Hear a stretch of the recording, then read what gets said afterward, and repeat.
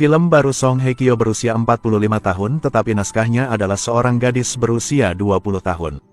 Ini memberi penonton perasaan yang sangat nyata. Ketika Dong Eun sedang mengaku oleh Yo Jong, namun langsung ditolak olehnya karena identitasnya yang berbeda. Ibu dia adalah kepala rumah sakit.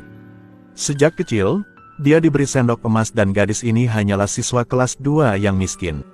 Saat ini, tidak ada cinta di hatinya dan dia tidak menginginkannya. Sekarang dia bekerja sama dengan pembantu rumah tangga Yeonjin untuk balas dendam. Awalnya dia menyetujui permintaan Bukang karena mereka memiliki pengalaman yang sama. Dia sering dianiaya oleh suaminya. Ketika anak perempuan melihatnya, dia ingin membalaskan dendam ibunya.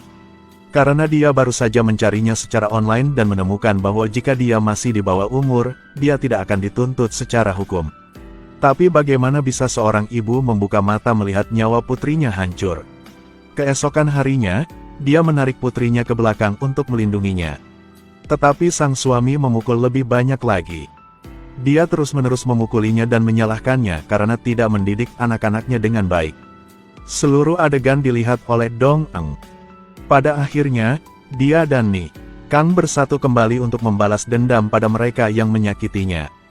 Dia bilang dia bisa berteman dengan neneknya dan bahkan membantu putrinya pergi ke sekolah. Setiap kali terakhir, akan pergi ke stasiun bus untuk bertemu ibu. Belajar 2 jam seminggu. Begitu saja, dia mulai mengajar putrinya. Dia pun menepati janjinya dan berhasil mendapatkan SIM mobil. Dia langsung memberinya mobil baru yang membuatnya sangat bersemangat. Dia kemudian dengan hati-hati mengajarinya cara menggunakan kamera untuk mengambil gambar saat dibutuhkan. Di mulut, dikatakan bahwa kalian berdua terhubung. Tapi kali ini lebih seperti kesepian membantu Bukang. Tapi untungnya dia bekerja sangat cepat. Kemudian mengambil banyak foto yang berguna. Lihat foto Yeonjin mengantar anak-anaknya ke sekolah dan juga video yang direkam Ibu Kang tentang rahasia mertuanya. Dong Eun tiba-tiba menemukan cara. Keesokan harinya, dia mengambil bukti yang dia temukan di tempat sampah terakhir kali. Dan kemudian pergi untuk bertanya pada Tuan Seo Yang apakah Suwin adalah sopirnya. Tetapi putra dan menantunya tidak tahu apakah dia akan menatap matanya dan menganggap ini sebagai sopirnya. Pihak lain sangat marah dan mengira dia mengancamnya. Tapi kemudian tiba-tiba dia berkata dia ingin pergi ke sekolah yang mereka buka. Bahwa semua kondisi yang mereka ingin dia miliki. Tepat setelah itu dia berhasil masuk ke sekolah putri Yeonjin dan menjadi wali kelas di kelas tersebut. Setelah itu, untuk mendekati suaminya, Dong Eun sering pergi ke ruang catur. Di bawah cara bermain yang sangat istimewa, dia diperhatikan oleh Pu En Hee-dai itu. Dia berhasil bergabung dengan keluarga mereka. Namun saat dia pergi ke sekolah untuk mengajar, dia tidak sengaja bertemu dengan Yo Jong. Dia pikir dia sedang bermimpi. Setelah beberapa tahun tidak bertemu dengannya, dia lulus ujian dan menjadi seorang guru. Dia merasa bahagia untuknya, tetapi untuknya, semuanya memiliki tujuan. Duduk dan berbicara dengannya sebentar, dia segera memberi saya kartu nama untuk memudahkan kontak. Namun kini baginya, cinta pada laki-laki hanya digunakan untuk mengambil keuntungan. Saat ini, dia mulai menggunakan putra mantan wali kelas untuk mendekatinya. Ketika orang ini ingat bagaimana dia memukulinya di masa lalu, dia sangat ketakutan. Dan putranya sangat bahagia karena takdir pertemuannya dengannya. Tepat setelah itu dia pergi ke reuni kelas. Ada begitu banyak orang yang datang ke namanya sehingga dia tidak dapat mengingatnya tetapi dia mengingat nama masing-masing. Hari ini adalah hari di mana Yeonjin menerima postingan tersebut. Dari hari ini sampai hari-hari yang akan datang, tidak ada cara untuk melarikan diri dari siksaan yang mengerikan. Yeonjin.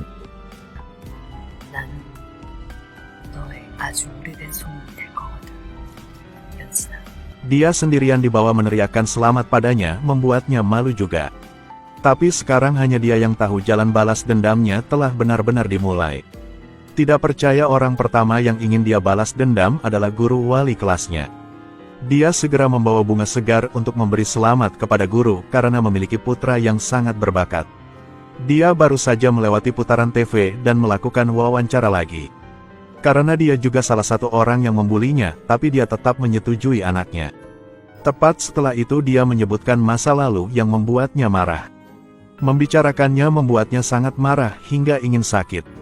Dan berulang kali menyalahkannya karena merusak reputasinya. Dia juga dengan jahat mengatakan bahwa dia tidak akan mati dengan damai.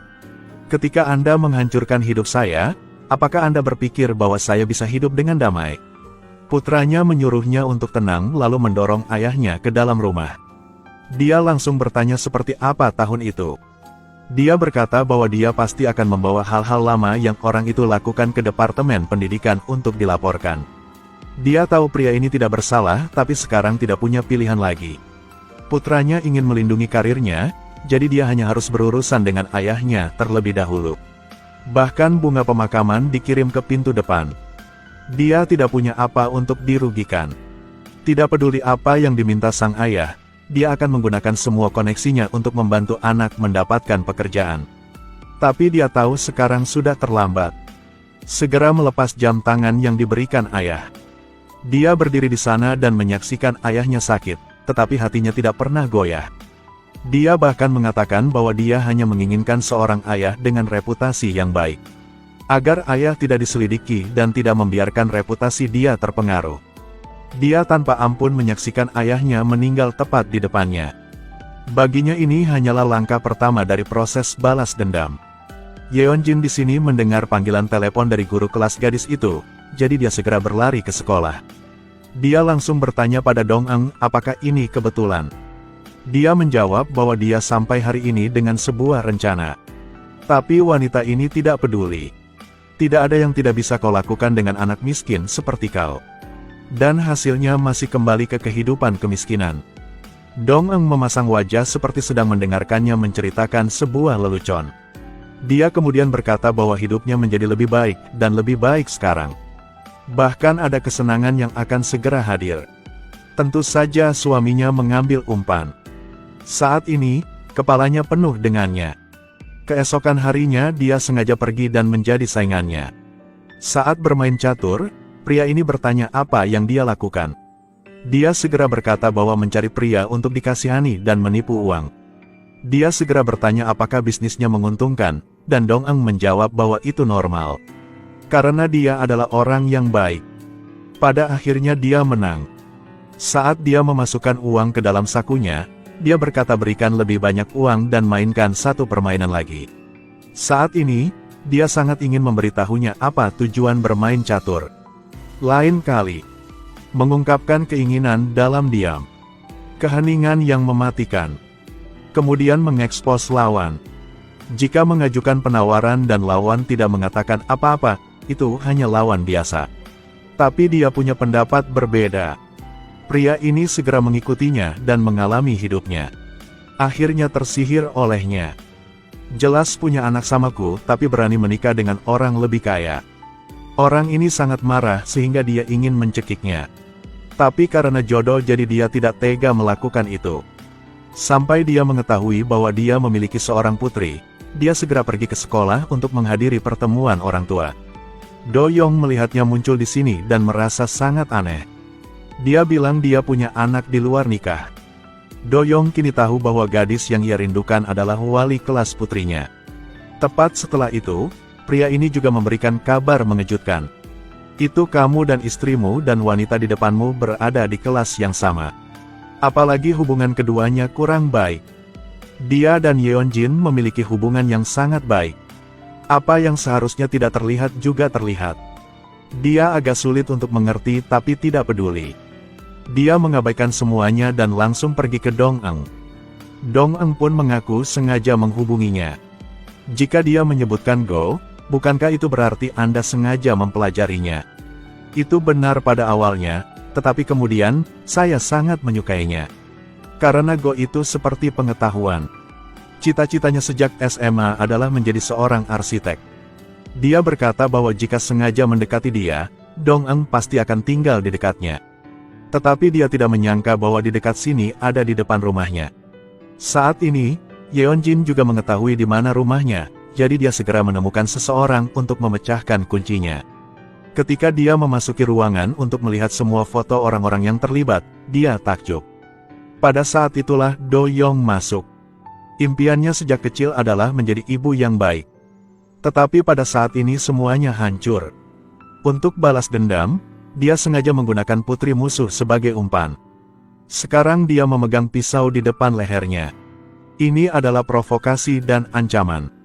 Ingat tahun itu dia tidak pernah naksir padanya. Gunakan seluruh setrika listrik. Saat ini, Yeonjin sangat ketakutan dan mendatanginya untuk mohon padanya. Sebanyak yang Anda inginkan, saya akan memberikannya sebanyak-banyaknya. Dia akan membayar kembali semua kerusakan mental dan fisik. Pasti akan dikompensasi dengan benar. Kali ini bisa mendapatkan jumlah besar. Setelah mengatakan itu, dia melempar selembar kertas A4 dan menyuruhnya menulis angka sesuka hati. Lalu dia berkata bahwa meskipun dia mati, dia tidak akan muncul di hadapannya lagi. Lalu menyuruhnya untuk menulis surat jaminan saja. Ini seperti surat pengunduran diri tahun itu. Dapat menggunakan uang untuk memecahkan dan mendapatkan tanda tangan ibunya. Saat itulah dia sendiri dijual. Bagi orang miskin seperti dia, yang paling terluka adalah orang yang mereka cintai. Lagi pula, saya sudah berusia 40 tahun jadi berhentilah memikirkan masa lalu. Mengatakan bahwa dia harus menerima permintaan maaf juga. Tapi sekarang Dong Ang tidak butuh permintaan maaf. Bahwa dia ingin semua pengganggu itu disalahkan. Tetapi dia tertawa dan berkata bahwa dialah yang harus disalahkan. Berani membawa putrinya keluar untuk mengancamnya. Kali ini dia membuat marah Dong Ang. Apa yang saya lakukan untuk putri kau? Potong tenggorokan atau kubur hidup-hidup. Bahkan satu tangan tidak menyentuhnya dan bahkan tidak mengambil kepalanya. Tapi sekarang gadis itu punya obsesi. Dia bilang dia pasti tidak akan menyentuh anak-anak. Di kelas, dia hanya serius mengoreksi masalah psikologis anak. Selain itu, kejiwaan anaknya juga sangat terpengaruh. Sebagai seorang ibu, kau pasti mengetahui hal-hal ini. Tetapi ada banyak cara untuk menghadapinya. Misalnya, dapat membuka rapat orang tua dan menelepon anggota keluarga. Kemudian dapat berbicara tentang cerita masa lalu. Sekarang dia memiliki senyum gelap seperti beberapa tahun yang lalu. Dia memiliki ekspresi di wajahnya seperti tidak terjadi apa-apa tetapi dia tetap pergi mencari kepala sekolah. Dia segera meminta agar Dong Ang pergi tapi kepala sekolah tidak berani. Karena Dong Ang dibawa oleh Presiden Lee. Ini membuatnya takjub. Tidak berharap dia memiliki hubungan yang begitu luas. Kepala sekolah tidak berani bertanya banyak, tetapi dia bahkan tidak berani menyebutkannya karena dia tidak memiliki kualifikasi. Kepala sekolah berkata bahwa dia telah menyelidiki sebelumnya dan memiliki catatan yang sangat kaya. Dia tiba-tiba berubah dari publik menjadi pribadi, mengejutkan kepala sekolah. Dengan muka tebal dia ingin melihat CV Dong Ang. Ini agak menyulitkan kepala sekolah karena tidak mungkin mengungkapkan informasi guru. Dia tidak berkomitmen, hanya bisa pergi. Tapi sekarang bahkan suaminya tidak bisa menahannya. Dia bilang dia ingin membawa putrinya ke luar negeri untuk belajar. Tapi sebagai seorang ayah, dia tidak tega membiarkan anak seperti itu tersesat di negara asing sendirian. Dia tidak banyak berpikir dan langsung menolak permintaan itu. Saat ini, Dong Ang diam-diam mengambil sikat gadis itu dan mengirimkannya ke Myung-oh. Mungkin bahkan identitasnya memiliki rahasia. Baginya, pembalas hanya satu. Tepat setelah itu, dia menemukan kaki tangan Yeonjin dan meminta 100 miliar. Pihak lain tidak ingin langsung bertindak. Seperti yang diharapkan, ketika seorang gadis berkelahi, dia harus memaksakan rambutnya terlebih dahulu. Dong Ang berkata sekarang jika dia tidak memberikan uangnya, dia akan kehilangan beberapa helai rambut di kepalanya. Tapi yang membuat orang lain tidak mengerti kenapa dia butuh begitu banyak uang. Jelas Yeonjin sudah suruh dia tulis berapa banyak yang dia mau. Sekarang pergi mencari orang paling miskin dari grup itu. Sekarang dia mencari orang yang jarang muncul. Mereka kerja sama. Dia bilang punya bukti semua orang yang telah dibully dan disiksa. Setelah mendengar dia sangat panik.